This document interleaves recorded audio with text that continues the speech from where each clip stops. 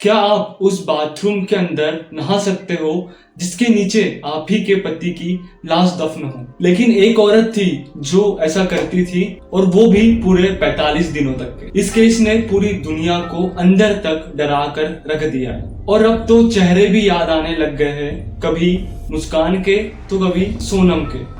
और सबसे हैरान करने वाली बात तो ये है कि केतन अग्रवाल वाले केस को बीतने के लिए अभी कुछ ही समय हुआ है। केतन अग्रवाल का केस अभी तक खत्म ही नहीं हुआ था, उसके पहले ही एक और केस सामने आ चुका है। और अब ये भी सवाल उठने लगे हैं कि क्या इस देश में मर्द सुरक्षित नहीं है? क्या मैरिड लाइफ जिंदगी का खतरा बन चुकी है? अगर आप भी 17 मई की इस कहानी के बारे में जानना चाहते हो तो वीडियो में अंत तक बने रहना, और वीडियो पसंद आती है तो वीडियो को लाइक, और ऐसी ही स्टोरी के लिए चैनल को सब्सक्राइब भी जरूर कर लें। ये बात है आगरा के सिकंदराबाद के एक छोटे से इलाके की, जहाँ पर एक घर में 5 लोगों का छोटा सा परिवार रहता था। 40 साल के सुरेंद्र शर्मा, उनकी पत्नी, 2 बेटी और एक बूढ़ी माँ। सुरेंद्र और रूबी की शादी को 16 साल से भी ज्यादा हो चुके थे, लेकिन 17 मई की इस रात को रूबी शर्मा ने अपनी 2 बेटी और बूढ़ी माँ को अपने जेठ के घर भेज दिया था, ताकि वो इस खूनी खेल को आसानी से अंजाम दे दे।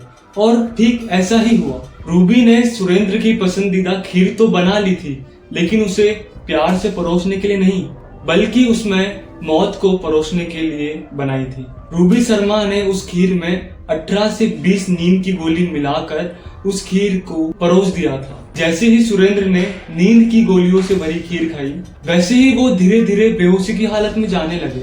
उन्हें ऐसा फील होने लगा कि उनकी तबीयत बिगड़ने लगी है, और वो सीधे अपने कमरे में जाकर सो गए।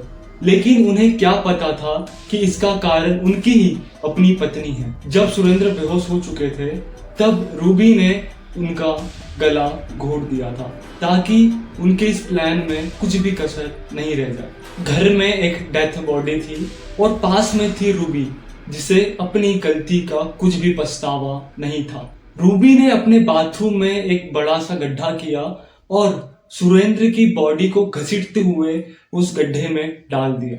और बात सिर्फ यहीं पर खत्म नहीं होती है। उस डेथ बॉडी की बदबू ना आए और जो बॉडी है वो जल्दी से सड़ जाए, उसके लिए रूबी ने उस बॉडी पर नमक डाल दिया था, और 400 रुपए देकर रूबी ने गिट्टी और सीमेंट लाया और उस गड्ढे को पूरा भर दिया। कुछ ही दिनों में रूबी ने लेबर बुलाए और उस बाथरूम को नई टाइल्स से भर दिया, ताकि बाथरूम वापस से नए जैसा हो जाए।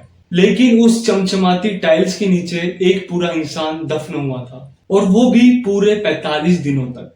रूबी ने इतने में अपना घिनौना नाटक चालू कर दिया था। वो लोगों को ऐसा दिखाने लगी कि उसके जो पति है वो ना घर छोड़ कर के चले गए।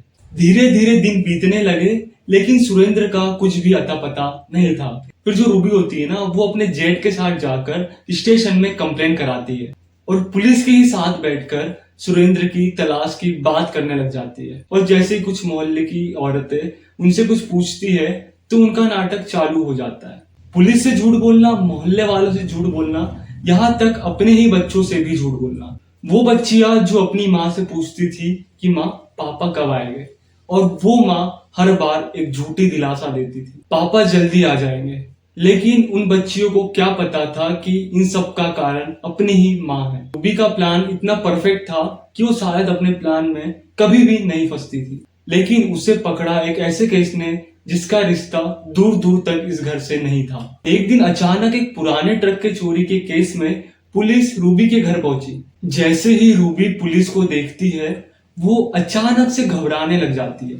वो रूबी जो पूरे 45 दिनों तक पत्थर बने घूमी थी, वो अचानक से डरने लग जाती है, और यही घबराहट उसके पकड़े जाने का सबसे बड़ा कारण भी है। वो कहते हैं ना कि झूठ कितना भी छुपा लो, एक न एक दिन तो बाहर आ ही जाता है। यहाँ भी बिल्कुल वैसा ही हुआ। रूबी घबराई, और लोगों द्वारा पूछे जाने सवाल में वो खुद ही फंस गई। सभी लोगों को इसमें कुछ झोल दिखने लगा, और जैसे ही सभी ने रूबी से सवाल पूछने लगे, तो उस प्रेशर के कारण उसके मुंह से निकल ही गया कि सुरेंद्र कहीं नहीं गए हैं, वो इसी घर में है, और मैंने ही उन्हें मार कर दफना दिया।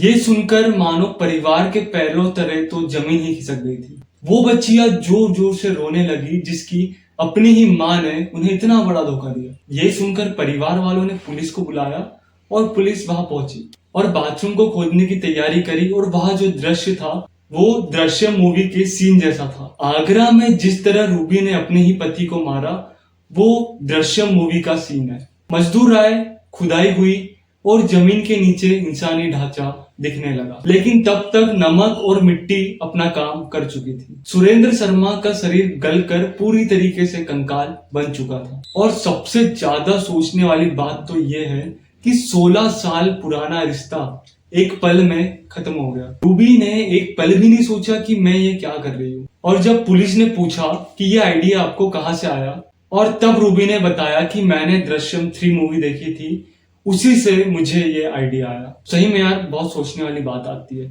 लेकिन ये इन्फॉर्मेशन कैसी लगी कमेंट में जरूर बताना, और ऐसी वीडियो के लिए चैनल को सब्सक्राइब कर ले।